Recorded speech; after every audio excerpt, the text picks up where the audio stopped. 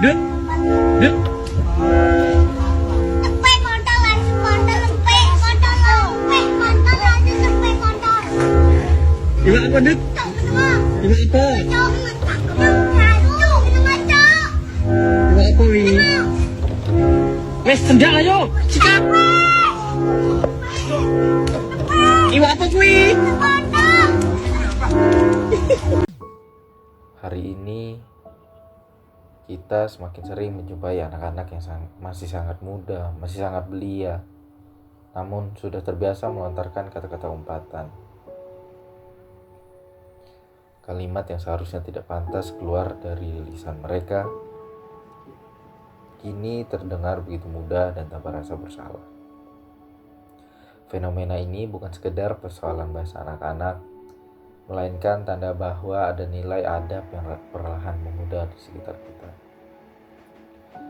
Kita patut merasa prihatin ketika anak-anak yang seharusnya belajar tentang sopan santun dan kelembutan, tutur kata justru lebih cepat menguasai kalimat umpatan.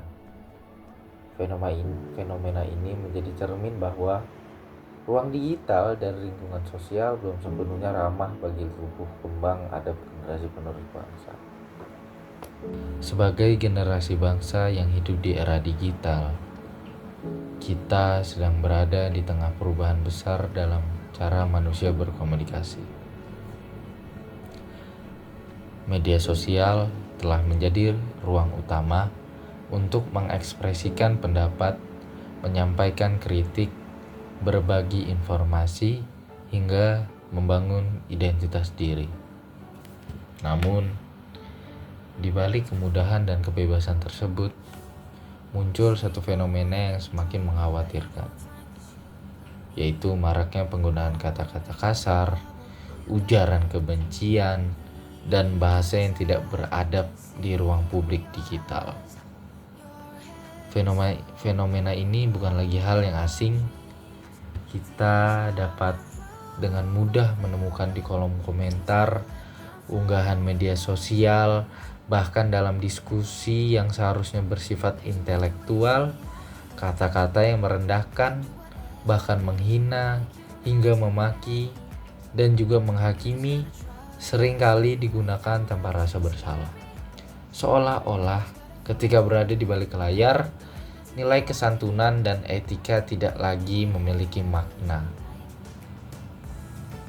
Sebagai generasi bangsa, kita perlu bertanya secara jujur, kemana perginya adab yang selama ini menjadi identitas bangsa Indonesia? Bangsa Indonesia dikenal sebagai bangsa yang dengan rasa dan etika dalam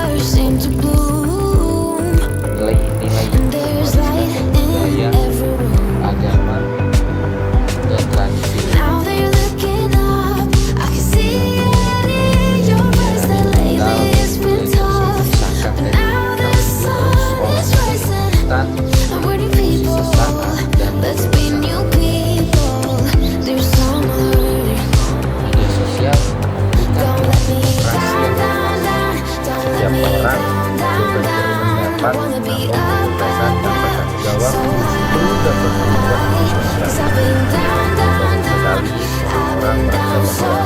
Menyampaikan pendapat harus selalu dengan keras, kasar, bahkan hina agar bisa didengar. Padahal kebenaran tidak pernah bergantung pada kekasaran bahasa, melainkan pada kekuatan argumen yang dibawakan. Generasi muda sebagai pengguna terbesar media sosial memiliki peran yang sangat besar dalam membentuk wajah komunikasi digital bangsa. Sayangnya, tidak sedikit generasi muda justru terjebak dalam budaya saling serang, saling ejek, saling merendahkan.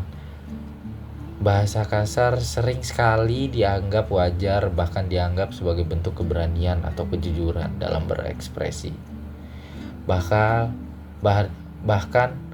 jika kita renungkan lebih dalam, bahasa mencerminkan karakter. Cara seseorang berbicara menunjukkan cara ia berpikir dan bersikap. Ketika bahasa yang digunakan penuh emosi, kebencian, dan kekasaran, maka ruang dialog berubah menjadi ruang konflik. Media sosial yang seharusnya menjadi sarana pertukaran gagasan justru menjadi medan pertikaian. Lebih jauh lagi, penggunaan kata-kata kasar di media sosial tidak hanya berdampak pada individu, tetapi juga pada nilai adab bangsa secara kolektif. Anak-anak dan remaja yang tumbuh di lingkungan digital akan menganggap bahwasanya bahasa kasar sebagai hal normal. Mereka belajar dari apa yang mereka lihat. Jika mereka mengkonsumsi setiap hari adalah cacian maki dan ujaran kebencian, maka itulah yang akan mereka tiru di kehidupan mereka sehari-hari. Inilah yang menjadi kekhawatiran besar bagi bangsa kita, bangsa Indonesia. Ketika adab tidak lagi dijaga, maka peradaban akan kehilangan arah. Bangsa yang besar bukan hanya bangsa yang maju secara teknologi, tetapi juga bangsa yang beradab dalam berpikir, berbicara, dan juga bahkan bertindak. Sebagai generasi bangsa, kita tidak menolak kritik, perbedaan pendapat, atau kebebasan berekspresi. Justru sebaliknya, kritik adalah bagian penting dari demokrasi. Namun, kritik yang membangun selalu disampaikan dengan bahasa yang santun, argumentatif, dan beretika. Kritik tanpa adab bukanlah keberanian, melainkan kegagalan dalam mengendalikan diri. Kita juga perlu menyadari bahwa media sosial bukan ruang pribadi, melainkan ruang publik. Apa yang kita tulis dapat dibaca oleh orang banyak dari berbagai latar belakang.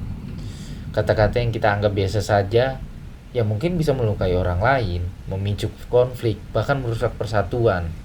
Oleh karena itu, setiap kata yang kita tulis atau setiap kata yang kita ucapkan di media sosial seharusnya melalui proses berpikir. Apa ini bermanfaat ya? Apakah ini pantas? Dan apakah ini mencerminkan nilai yang kita junjung? Adab dalam berbahasa bukan berarti lemah.